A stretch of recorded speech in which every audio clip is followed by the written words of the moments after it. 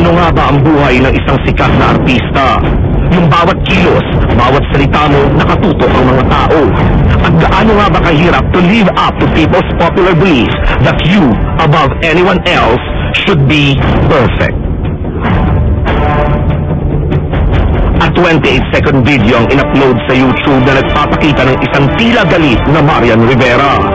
Isang lalaki ang umano'y nakainitan ng aktres while on the set ng Jezebel sa Subic.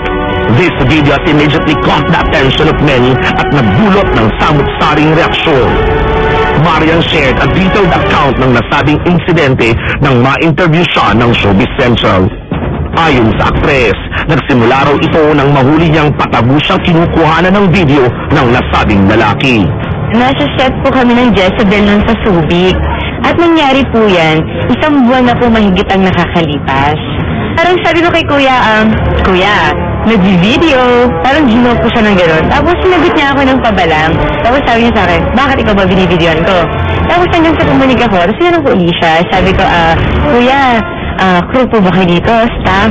Sabi niya, nakaupo ka dito, anong pakialam mo? Ay, sabi ko, iba na yan. Parang hindi ako papayag, piapihin lang ako ng gano'n. Hanggang sa nagkasabutan kaming dalawa. Kinuha rin namin ang panig ng executive producer at direktor ng Jezebel ukol dito. Ano nga ba ang naging reaksyon nila nang malaman ang nasabing pagtatalo?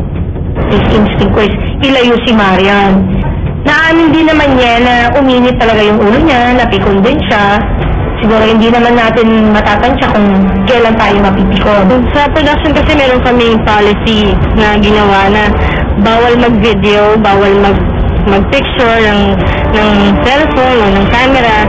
Even yung mga crew namin sa staff, we strictly follow that rule. So, nung time na yun kasi, nabasa na ng mga empleyado sa madaming mga taong nandoon sa set. So, yung mga tao, hindi na masyadong makontrol. Kasi yung mga yan naman, yung mga artista na yan, tao din po yan. Napapagod din po yan. Nahihirapan din. I think yung ginawa naman ni Marian is just to defend herself. Maging ang ka-love team ni Marian na si Dingbong has a strong opinion sa kontrobersyang kinasangkutan ng kanyang on-screen partner. Unang-una, hindi naman talaga dapat gamitin to para sirain siya. Dahil itong insidente naman na ito, magpapakita lamang na, alam mo yun, that Marian is also human. She has feelings, nasasaktan siya. And para sa kanya, sa nangyaring yun, na-offend siya. Fame really has a price to pay, pero Marian seemed to be ready for it all. Kahit miniminuto po nilang ipalabas yung video na yun, paulit-ulit po yung sasabihin na hindi po ako papayag na basta mabastos na lang o maapi ng kahit sino. Babae po ako, dapat nire-respeto at ginagalang po ako.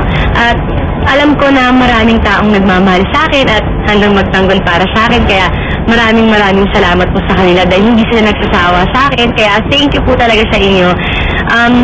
Pero may mga pagkakataon po kasi na nakakaharap ako sa mga taong mga api sa akin, pero hindi ko po sila uurungan, lalabanan ko po sila.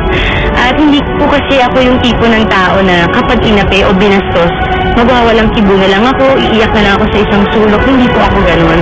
At nagtatrabaho naman po ako ng maayos. Ang sa akin lang po, alam ko po artista ako, pero hindi po ibig sabihin nun, kahit ano pong sabihin at gawin nila, pwede po.